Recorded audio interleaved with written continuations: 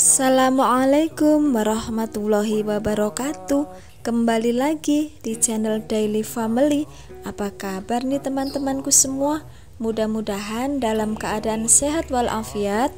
Dan yang sakit semoga segera diangkat penyakitnya oleh Allah Subhanahu wa Ta'ala tanpa meninggalkan rasa nyeri sedikit pun. Dan kita semua keberkahan rizki yang sangat melimpah ruah dan bahagia selalu.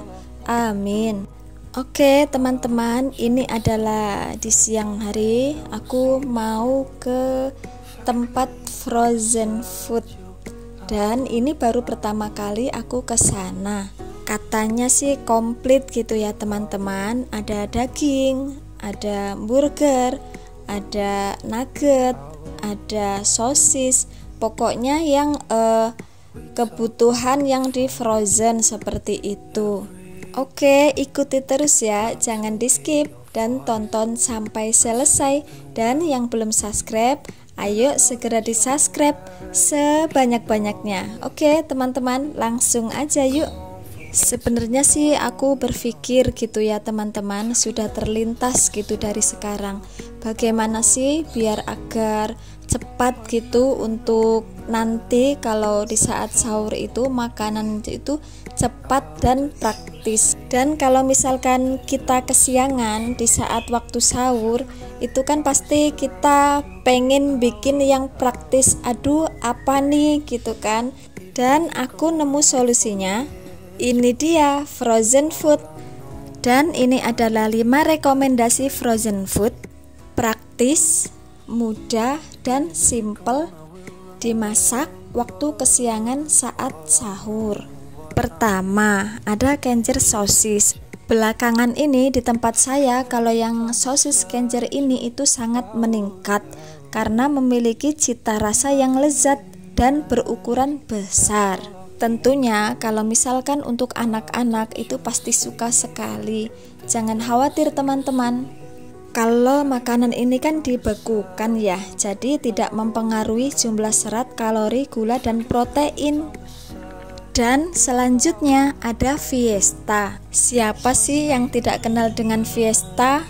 Fiesta bisa dibilang merek frozen food ini yang paling terkenal dan banyak dibeli oleh para ibu-ibu. Nah sekarang itu banyak ya teman-teman kalau dari Fiesta. Contohnya nugget, chicken, bahkan sosis. Ada juga kentang yang digoreng. Dan yang selanjutnya ada So Good. So Good ini mirip dengan Fiesta. Dan So Good ini tidak kalah populer juga. Di antaranya ada udang pangsit, steak, dan beraneka ragam bakso. Dan harganya cukup murah sekali. Dan selanjutnya ada Bill Food. Aku tuh kalau misalkan ngomong bahasa Inggris yang ada kayak nyelemor-nyelemor ke bahasa Inggris, mohon maaf ya teman-teman, karena lidahnya adalah lidah desa.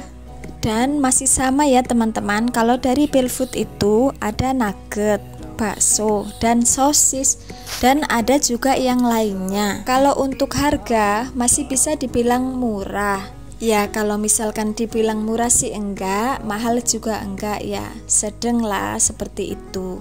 Dan itulah beberapa rekomendasi frozen food, mudah, simple, dan praktis di saat waktu sahur. Apalagi kalau misalkan waktunya kesiangan gitu ya teman-teman, frozen ini sangatlah membantu. Itu menurut aku, tapi nggak tahu ya kalau teman-teman. Kalau misalkan pendapatnya beda, boleh ya komen-komen di bawah. Kan bisa juga tuh yang sayur bayam gitu kan cepat juga. Nah kalau misalkan untuk yang sayur-sayuran atau tumis-tumisan, malamnya bisa dipotong-potong, dicuci, terus dimasukkan ke wadah, habis itu taruh di kulkas. Nah bisa juga kalau misalkan kita kesiangan gitu, mepet waktunya sahur, langsung bisa dimasak. Dan sah-sah aja ya teman-teman, menurut senyamannya masing-masing aja.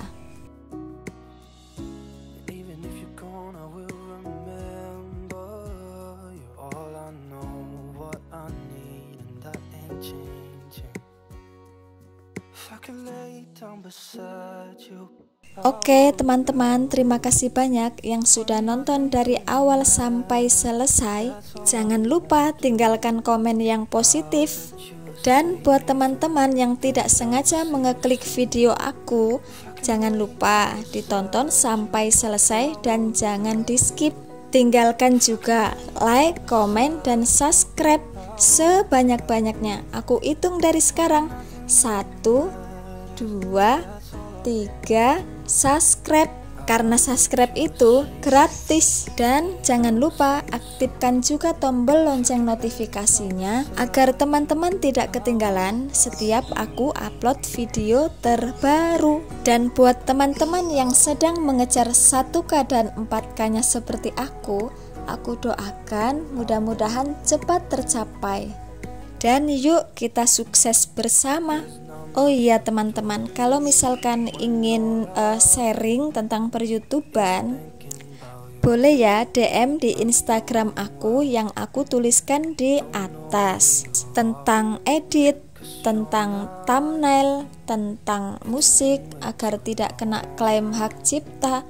Karena selama ini kalau misalkan kita ngasih musik sembarangan, bisa jadi itu kena klaim hak cipta.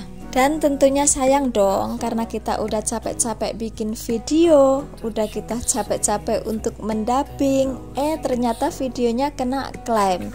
Dan ini adalah pengalaman aku pas baru-baru mulai nge-YouTube. Video aku kena klaim hak cipta karena denger musiknya itu enak didengar, akhirnya aku pakai, terus aku upload, ada tulisan klaim hak cipta. Dan videonya terus terang langsung aku hapus. Sebenarnya sih nggak usah dihapus ya teman-teman, karena dulu aku tuh belum tahu. Jadi kalau misalkan kena klaim hak cipta, kita bisa ngilangin lagunya aja. Nah video kita itu tetap ada. Lumayan kan jam tayang nggak hilang. Tapi kalau misalkan video itu dihapus, jam tayangnya itu otomatis hilang.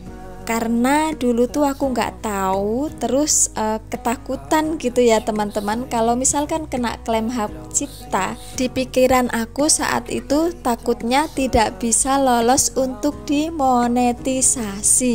Aku terus terang tidak berpikir panjang. Sebenarnya ada gitu tutorial di YouTube banyak sekali tentang kena klaim hak cipta video YouTube gitu ya teman-teman. Cuman saat itu aku sangat gaptek sekali, belum tahu apa-apa karena masih pemula juga. Jadi kalau misalkan aku ada apa yang tidak tahu gitu, kalau misalkan HP mendadak mati itu aku cari tutorial dulu. Dan pernah teman-teman, aku tuh YouTube mendadak tidak bisa dibuka. Siapa sih yang nggak panik kalau misalkan YouTube tidak bisa dibuka? Apalagi kalau misalkan kayak konten kreator, kalau misalkan YouTube tidak bisa dibuka, pasti udah panik banget itu.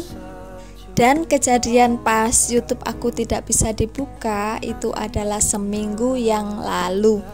Lama-lama tahu apa penyebabnya, aku cari tutorial di YouTube, akhirnya bisa kembali. Oke teman-teman, sampai jumpa di video aku selanjutnya. Assalamualaikum warahmatullahi wabarakatuh. Sehat-sehat semua.